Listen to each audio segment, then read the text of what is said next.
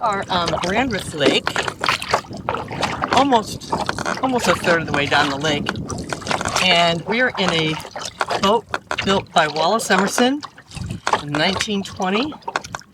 Wallace created this particular guy boat style for my grandfather, Courtney, who was a little portly and loved to fly fish on the lake. So he wanted a wide boat that was stable, not tippy, and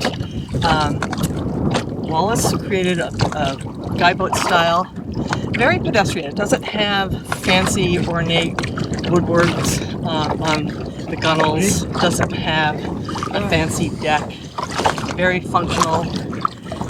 And he built quite a few of them for Courtney and for other members of the Brandreth family.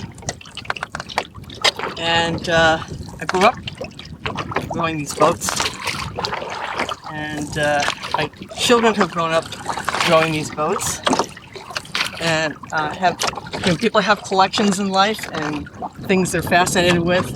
Guy boats are that for me. We're gonna row out here and be able to see a little more of what the compound looks like on the north end of Brandreth Lake. All the building is on the north and part of the east shore, so that the rest of the lake remains as it's always been, very pristine,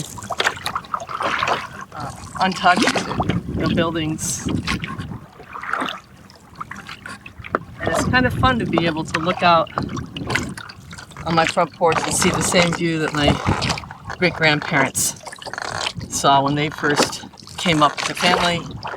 And that maybe John Blanchard, not Blanford, I'm sorry, Benjamin Brandreth's plant foreman, who came and found this piece of property, maybe that's the same view he saw when he got up here in 1848. Right now you're looking south and east, and now we're turning to the north.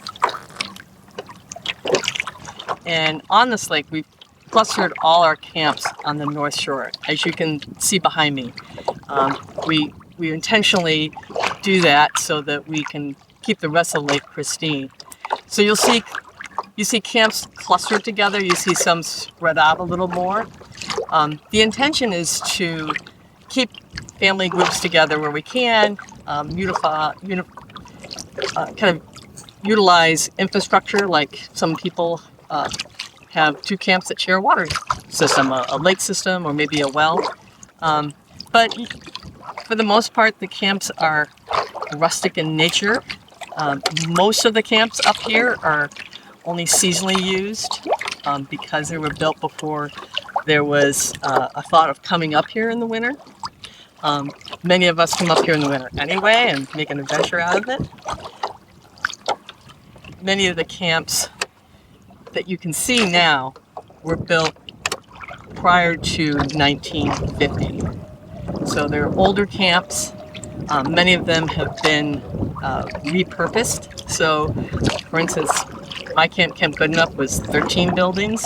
That was 4 because my father couldn't maintain them all, and some cousins said, well, I'll take that building, and Dad moved them around. So there's a lot of history in all these buildings, but they're not fancy great camps because a lot of these buildings were built on the property with materials at hand up until Dr. Webb put the railroad in 1920. Everything had to be built on site with materials on hand. So that's why these older camps that were built before 1920 are pretty simple, not very ornate, but they're great camps in our eyes.